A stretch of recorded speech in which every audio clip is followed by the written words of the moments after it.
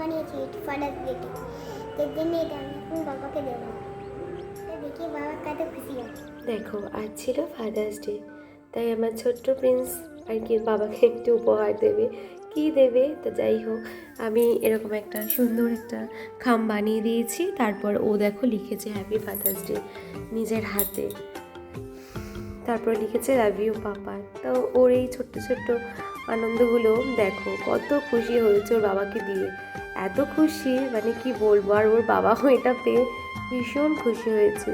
ওদের দুজনের এই ছোট্ট সুন্দর মুহূর্তটা তোমাদের সাথে শেয়ার করলাম।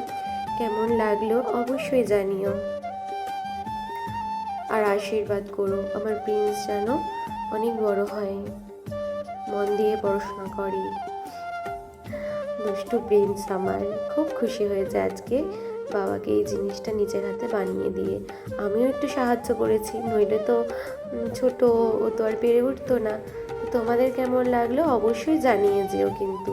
আমার প্রিন্সের দেওয়া এই কার্ডটা আর কি এই খামটাও তোমাদের কেমন লেগেছে অবশ্যই জানিও। তোমাদের কমেন্টের অপেক্ষায় রইলাম কিন্তু, অবশ্যই জানিও, আমার প্রিন্স খুব খুশি হবে।